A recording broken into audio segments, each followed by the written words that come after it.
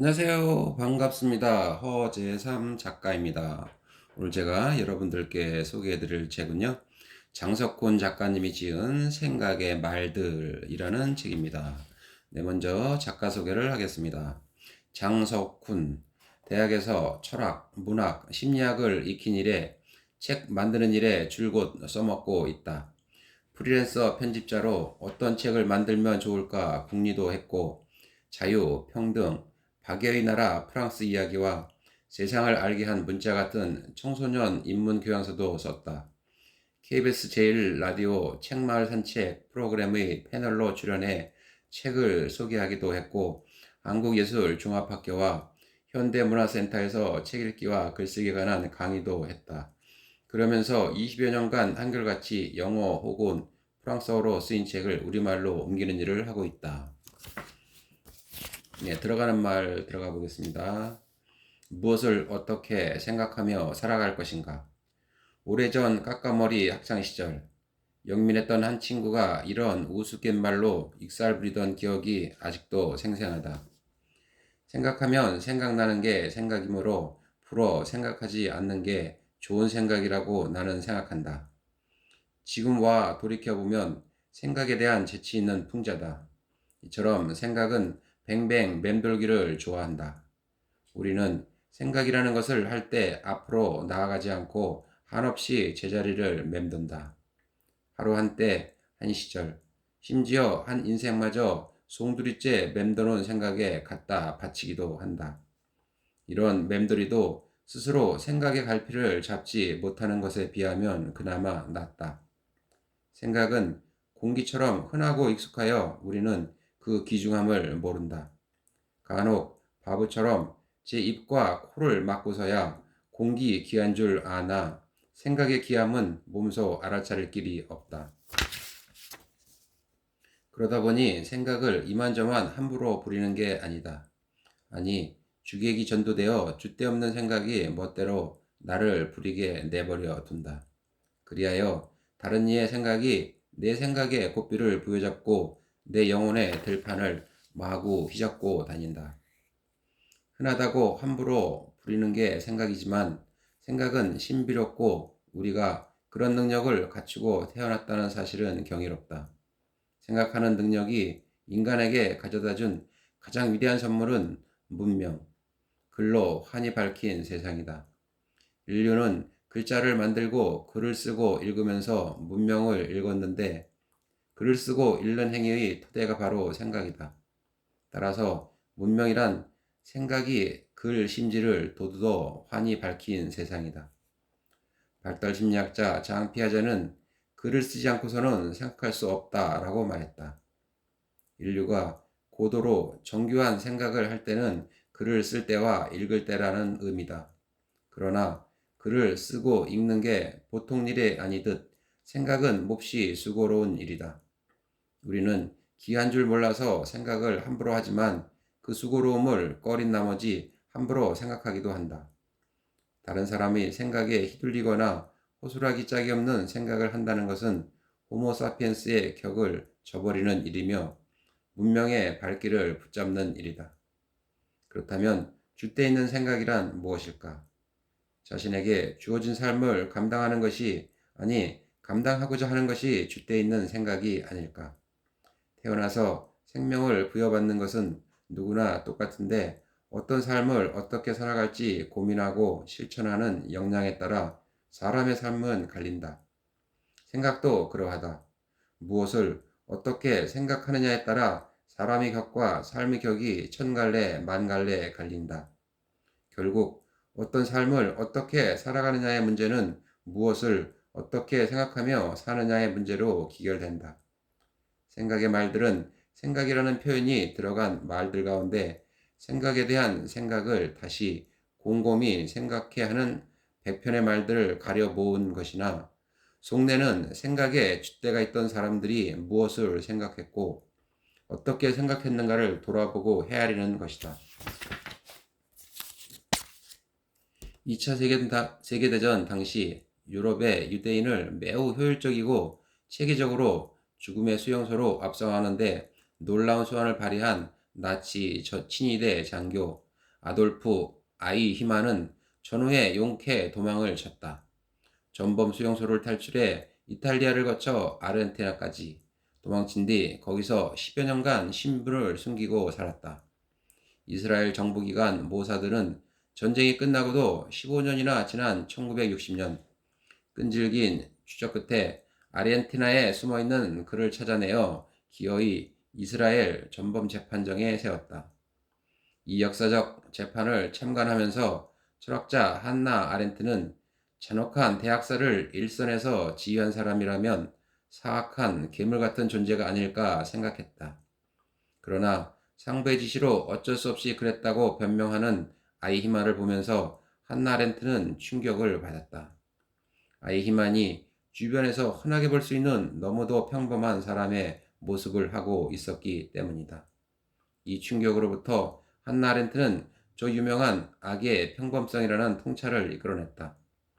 어떻게 저토록 평범한 모습을 한 사람이 그토록 무도한 악행을 저지를 수 있었을까? 아렌트는 그 까닭을 사유의 부재, 즉 생각 없음에서 찾았다. 그는 사유하지 않는 삶을 사는 사람은 누구든지 특정한 환경에서 악을 범할 수 있다고 보았다. 심리학자 스탠리 밀그램은 타고난 악인이 아니더라도 잔인무도한 악행을 내면의 큰 갈등 없이 저지를 수 있다는 것을 실험으로 입증하기도 했다. 결국 인간의 악행은 선한 생각이 아닌 악한 생각을 먼저 품고 그에 따라 행동한 결과가 아니다. 오히려 사유의 부재, 생각의 무능 때문이다. 사람들 가운데 5%는 생각하고 10%는 그들이 생각한 것을 생각하고 나머지 85%는 그저 살다 죽을 뿐이다. 에디슨은 말을 할 때 종종 통계 수치를 동원하여 일반화하곤 했다. 천재는 1%의 영감과 99%의 땀으로 이루어진다 라든가 우리는 세상 어떤 것이든 그에 대해 1억 분의 1도 모른다 라든가 이처럼 통계 수치를 사용하면 얼핏 과학적 근거가 있는 말처럼 들리지만 이 수치가 어떤 과학적 근거를 가지고 있는 건 아니다. 수치는 강조의 의미를 담고자 채용된 수사적 표현에 불과하다. 스스로 생각할 수 있는 이는 얼마 되지 않는다는 사실. 남의 것을 망정 생각이라는 것을 하려고 하는 이조차 그리 많지 않다는 사실. 그리고 거의 모든 이가 생각이란 것을 제대로 하지 않는다는 사실을 사람들에게 좀 더 생생히 전하기 위한 도구일 뿐이다. 그런데 에디슨이 했다는 저 말은 그가 언제 어디서 한 말인지 알 수가 없다. 비슷한 맥락의 말을 한 기록과 에디슨이 저 말을 했다며 다른 이가 언급한 기록은 있지만 에디슨이 정확히 어디서 저 말을 했는지에 관한 기록은 없다. 심지어 수치를 조금 바꿔서 저 말을 극작가 조지 버나드 쇼가 했다는 주장도 나오는 판이다. 명언, 명구를 훑다 보면 이처럼 여럿이 비슷한 말을 한 경우가 종종 있다. 우연히 서로 비슷한 생각을 해서 그럴 수도 있지만 말이 회자되는 과정에서 조금씩 변형되다 서로 자기 말처럼 되어서 그럴 수도 있다.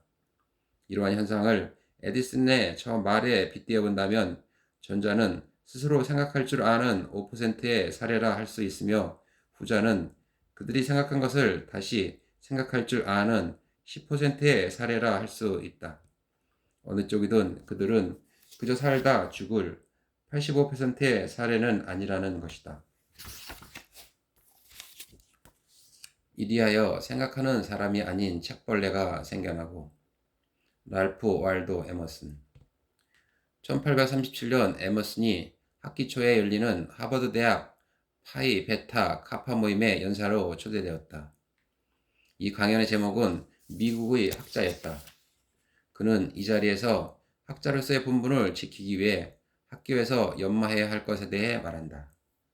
여기서 그가 말하는 학자란 미국의 최고 엘리트가 모인 하버드의 학생들만이 아니라 사람은 누구나 학생이라는 그의 말 맞다나 모든 일을 가리켰다.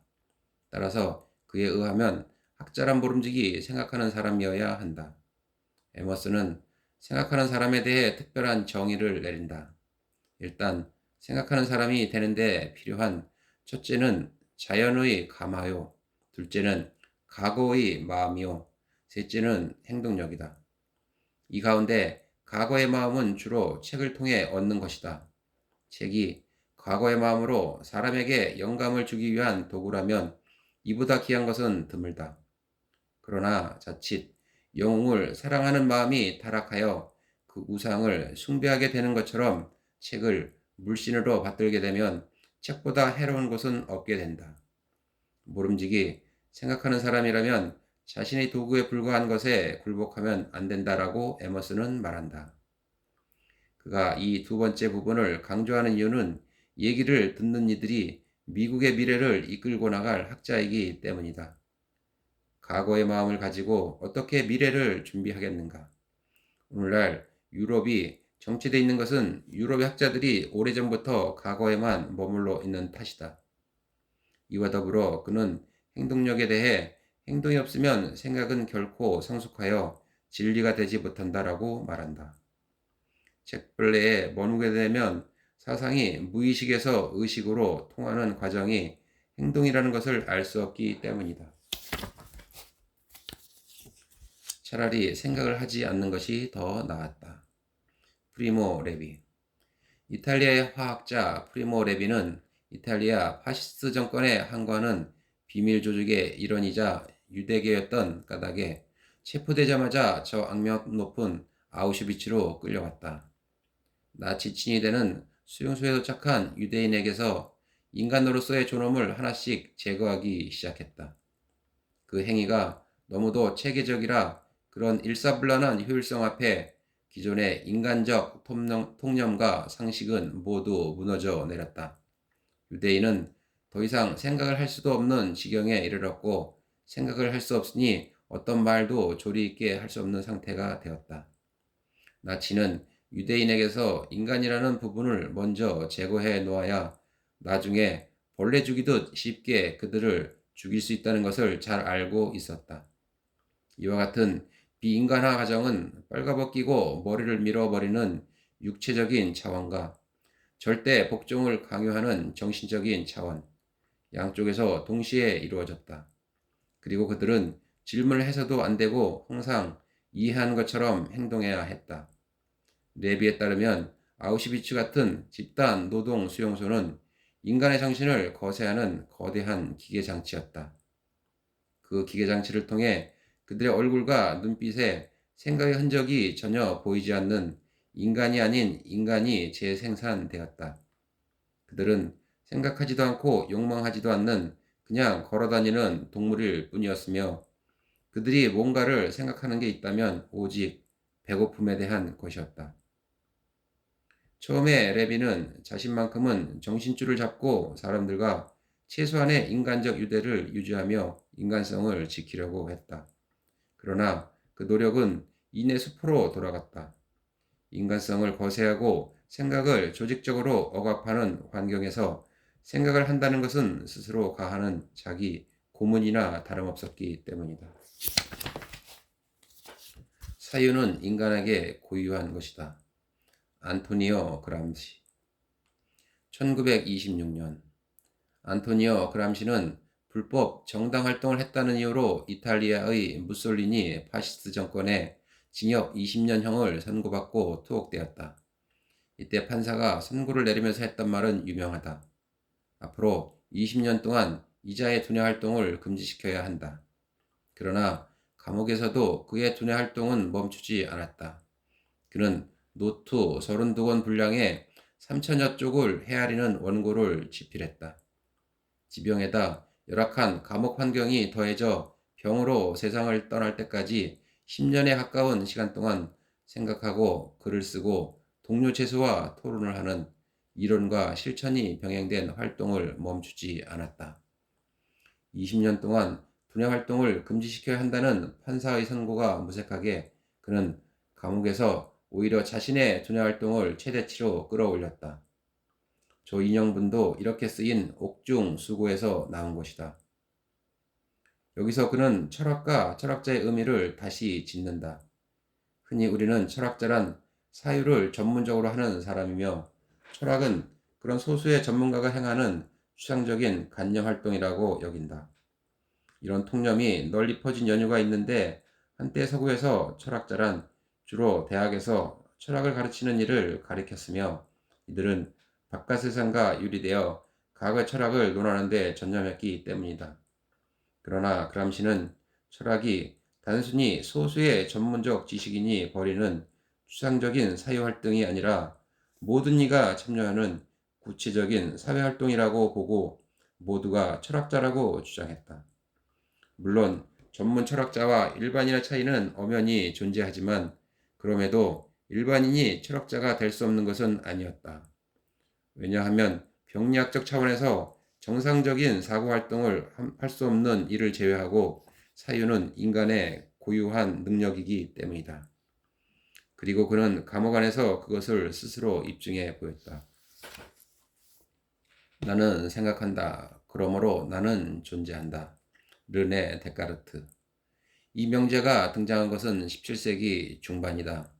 이성과 합리성을 중시하는 근대 유럽 철학을 한마디로 요약해주는 말이며 파스칼의 인간은 생각하는 갈대와 더불어 생각이라는 주제와 관련하여 가장 널리 회자하는 말 가운데 하나다. 데카르트는 이 명제를 도출하기 위해 기류법의 방식을 취한다. 먼저 자신의 존재를 의심해 본다. 나라고 생각하는 이 물건은 한낱 헛개비가 아닐까? 악마의 속임수에 걸려 내가 진짜로 존재한다고 믿는 건 아닐까 하고 말이다. 이렇게 하다 보면 우리는 걷잡을 수 없는 의심의 소용돌이에 빠져들게 된다. 나라는 존재뿐 아니라 세상의 모든 것이 불확실해진다. 저 유명한 장자의 호접 지몽 비유처럼 현실과 몽상을 구분할 길조차 없게 된다. 그러다 문득 데카르트는 그런 의심을 하고 있는 자신을 돌아보았다. 이렇게 묻고 따지는 존재로서의 나는 의심의 여지가 없는 게 아닌가. 적어도 의심한다는 행위만큼은 거짓일 수도 속임수일 수도 없을 것 같다.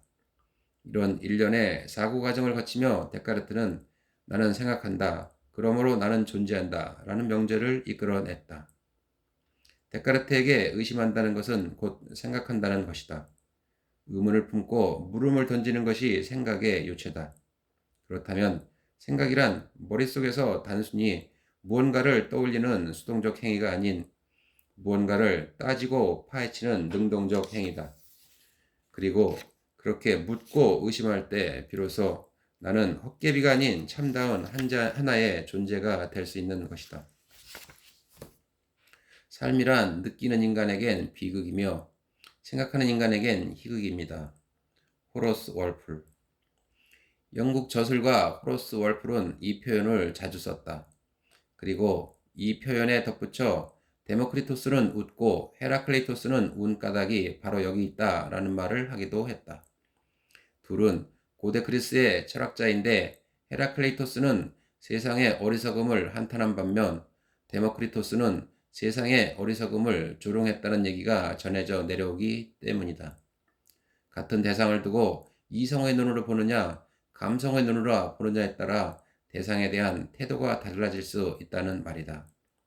철학자 앙리 베르그송이 웃음은 지성에 호소하는 것이라고 했는데 이는 물리적으로 시간을 두고 바라보거나 거리를 두고 바라볼 때도 비슷한 효과를 낸다. 피아니스트이자 코미디언인 스티브 앨런은 비극에 시간을 더하면 희극이 된다 라고 했으며 배우이자 감독인 찰리 채플린은 삶이란 클로즈업을 하면 비극이요 롱숏에 담으면 희극이라고 했다. 결국 거리를 두고 생각할 시간이 주어진다면 대상이나 상황을 비극이 아닌 희극으로 볼 여지가 더 커지는 것이다. 그런데 채플린의 작품은 웃음만 짓다 끝나는 희극이 아니었다. 감독 채플린은 클로즈업과 롱숏을 오가는 가운데 비극과 희극의 균형을 절묘하게 잡아 나갔다. 네, 저는 오늘 여기까지 말씀드리고요. 다음 시간에 더 새로운 책으로 다시 또 찾아뵙겠습니다. 감사합니다.